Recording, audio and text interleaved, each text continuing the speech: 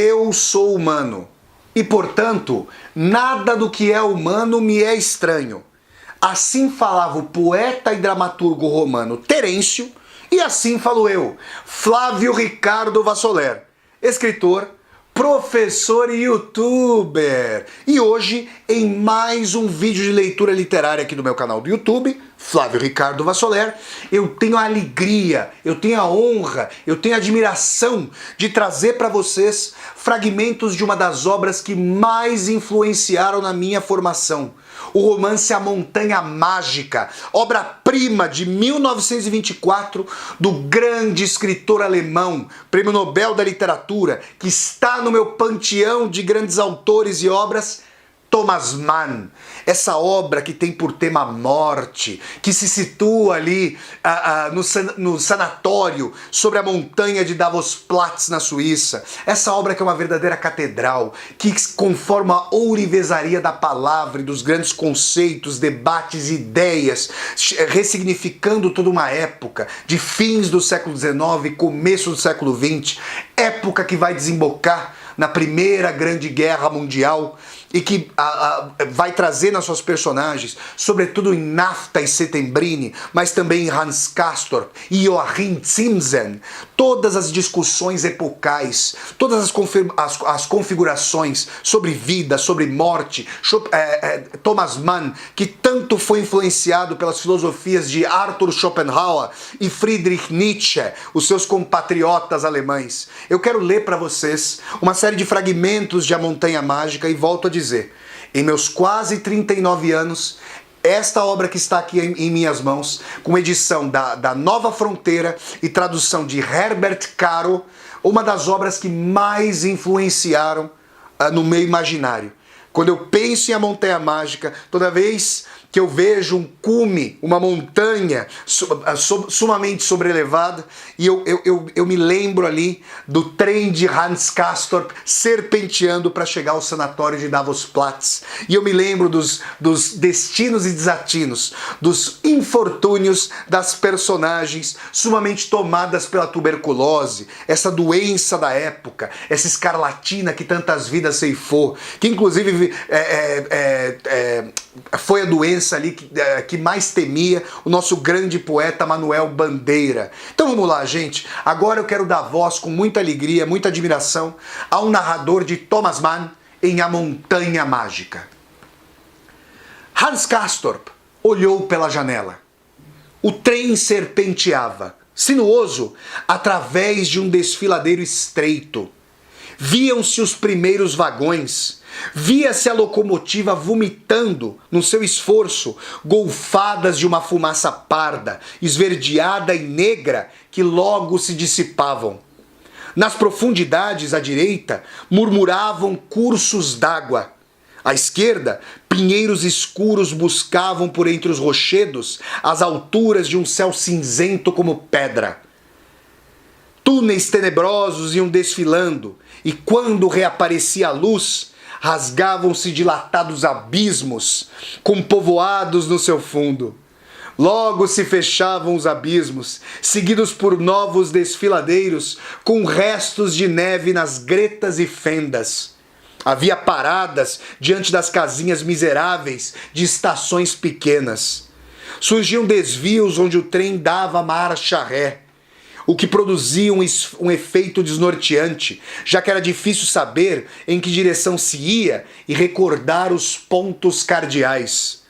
Abriam-se grandiosos panoramas do universo de cumes alpinos, um amontoado solene e fantasmagórico que o trem procurava alcançar e galgar. E logo no próximo meandro da estrada voltavam a subtrair-se ao olhar reverente. Hans Castorp notou que deixara para trás a zona de árvores frondosas e, se não se enganava, também a dos pássaros canoros. Essa ideia de cessação e empobrecimento fez com que ele, acometido de um ligeiro acesso de vertigem e mal-estar, cobrisse por 2 segundos os olhos com a mão. Mas isso passou. Viu então que terminava a ascensão. Estava vencido o ponto culminante do passo. O trem corria confortavelmente no fundo de um vale. Agora a dualidade da morte para Hans Castorp.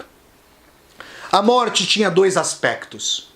Um piedoso, significativo, de melancólica beleza, quer dizer, um aspecto religioso, e ao mesmo tempo tinha outro, absolutamente diverso, até mesmo oposto, um aspecto muito físico, bem material, que era impossível qualificar propriamente de belo, significativo, piedoso, sequer de triste. A natureza solene e religiosa expressava-se no suntuoso ataúde do defunto, na magnificência das flores e no ramo de palmeira, que, como se sabe, simbolizava a paz celestial. Expressava-se, além disso, e ainda mais nitidamente, no crucifixo entre os dedos exângues de quem outrora era o avô, bem como no Cristo abençoador de Thorwaldsen, que se achava à cabeceira do féretro, e nos dois candelabros que se erguiam de ambos os lados e numa ocasião haviam assumido um caráter igualmente eclesiástico. Todas essas disposições encontravam evidentemente o seu sentido preciso e próprio na ideia de que o avô se unia para sempre com sua verdadeira e genuína figura. Mas, além dessa razão de ser, existia, como então pequeno Hans Castorp bem notava, ainda que não se desse conta disso em palavras, mais uma outra, uma finalidade mais profana, a manifestar-se em tudo isso, principalmente naquela multidão de flores, e entre elas em especial nas tuberosas espalhadas por toda parte. Cabia-lhes disfarçar, fazer esquecer e não admitir ao limiar da consciência o segundo aspecto da morte, que não era nem belo nem realmente triste, mas, a bem dizer, quase indecente e de um caráter baixo e carnal. O homem não vive somente a sua vida individual. Consciente ou inconscientemente, ele participa também da vida de sua época e dos seus contemporâneos. O indivíduo pode visar a numerosos objetivos pessoais, finalidades, esperanças, perspectivas que lhe deem o impulso para grandes esforços e elevadas finalidades. Mas, quando o elemento impessoal o rodeia, quando o próprio tempo, não obstante toda a agitação exterior, carece no fundo de esperanças e perspectivas, quando se lhe revela como desesperador, desorientado e falto de saída, responde com um silêncio vazio à pergunta que se faz consciente ou inconscientemente, mas em todo caso se faz, a pergunta pelo sentido supremo, ultrapessoal e absoluto de toda atividade, de todo esforço, então se tornará inevitável, justamente entre as naturezas mais retas, o efeito paralisador desse estado de coisas.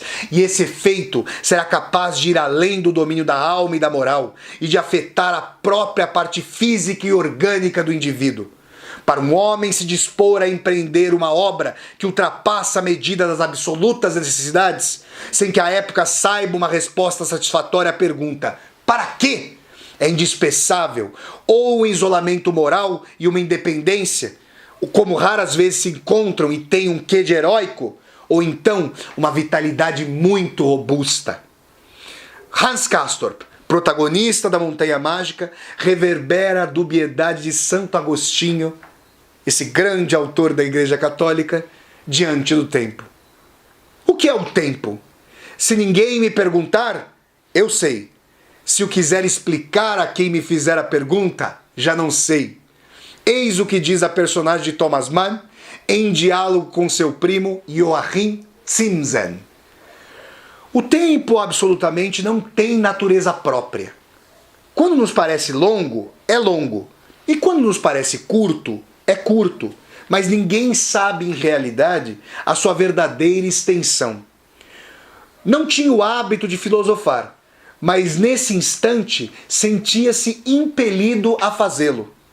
Joachim replicou: como não? Afinal de contas, medimos o tempo. Temos relógios e calendários. E quando o mês escoa, termina para mim, para você e para todos os outros. Espere um pouco, disse Hans Castorp, levantando o índice à altura dos olhos turvos. Você acha então que um minuto é tão longo como lhe parece, quando toma a temperatura? Um minuto é tão longo, dura tanto tempo quanto necessita o ponteiro dos segundos para dar uma volta completa. Mas esse tempo é muito diferente, conforme a sensação que experimentamos.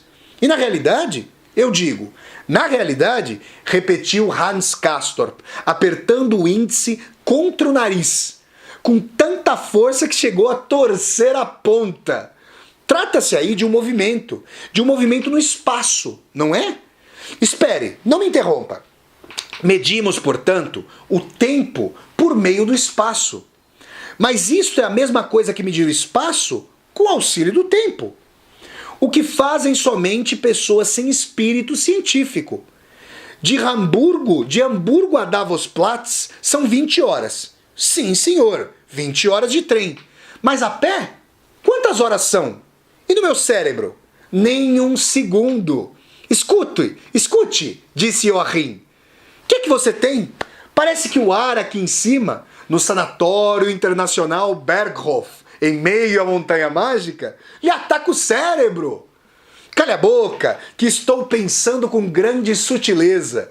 Que é o tempo, afinal? Perguntou Hans Castorp, comprimindo o nariz com tamanha violência que a ponta se tornou branca e exângue. Quer me dizer isto? Percebemos o espaço com os nossos sentidos, por meio da vista e do tato. Muito bem, mas que órgão possuímos para perceber o tempo? Pode me responder a essa pergunta? Bem vê que você não pode. Como é possível medir uma coisa da qual, no fundo, não sabemos nada? Nada, nem sequer uma única das suas características. Dizemos que o tempo passa. Está bem, deixe-o passar, mas para que possamos medi-lo. Espere um pouco. Para que o tempo fosse mensurável, seria preciso que decorresse de um modo uniforme. E quem lhe garante que é mesmo assim? Para nossa consciência não é. Somente o supomos, para a boa ordem das coisas, e as nossas medidas, permita-me essa observação, não passam de meras convenções. Que era então a vida? Era calor, o calor produzido pela instabilidade preservadora da forma. Era uma febre da matéria que acompanhava o processo incessante de decomposição e reconstituição de moléculas de albumina, insubsistentes pela complicação e pela engenhosidade de sua estrutura. Era o ser duplo que em realidade não podia ser, daquilo que, a muito custo, mediante um esforço delicioso e aflitivo, consegue, nesse processo complexo e febril de decadência e de renovação, chegar ao equilíbrio no ponto do ser. Não era nem matéria, nem espírito. Era qualquer coisa entre os dois. Um fenômeno sustentado pela matéria, tal e qual o arco-íris sobre a queda d'água, e igual à chama. Que belas imagens do Thomas Mann. Mas, se bem não fosse material, a vida era sensual, até a volúpia, até o asco, o impudor da natureza tornada irritável e sensível com respeito a si própria, e a forma lasciva do ser.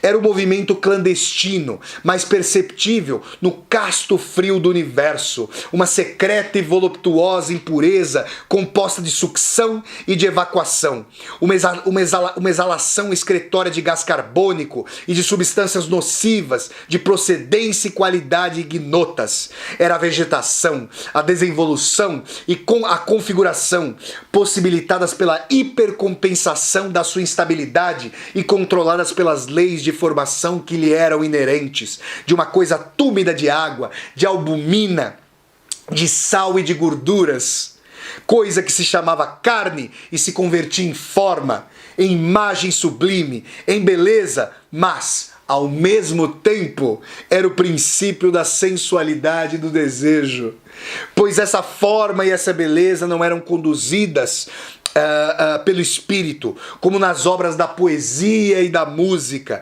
nem tampouco uma substância neutra, absorvida pelo espírito, e que o encarnasse de uma maneira inocente, como fazem a forma e a beleza das obras plásticas. Era, pelo contrário, conduzida e elaborada por uma substância na qual despertou, de um modo desconhecido, a voluptuosidade, pela substância da própria matéria orgânica que vivia se decompondo pela carne mal cheirosa. Pessoal, essa foi mais uma leitura literária do meu canal, de trechos formidáveis do romance A Montanha Mágica, obra-prima do escritor alemão Thomas Mann, publicada em 1924. Volto a dizer, uma das obras mais importantes que eu já li nesses meus quase 39 anos. Grande Thomas Mann, catedral da cultura humanista, um antifascista por excelência, alguém que em diálogo com a filosofia, com a psicologia, com a poesia e com a música, compôs uma obra polissêmica e revolucionou a tradição literária. Grande Thomas Mann. Pessoal, se vocês gostaram de mais essa leitura literária aqui do meu canal do YouTube, eu peço que vocês deem um like no vídeo, curtam o vídeo, disseminem esse vídeo pelas redes sociais para que nós possamos chegar cada vez mais e mais pessoas. E se você está chegando ao canal pela primeira vez, seja muito bem-vindo e bem-vindo. Eu peço que você se inscreva aqui no canal, toque a sinetinha para poder receber as notificações e seja sempre muito bem-vindo. Deixa aqui também seu comentário embaixo do vídeo para eu poder conversar com você. Até a próxima leitura literária do canal, pessoal, e tchau, tchau!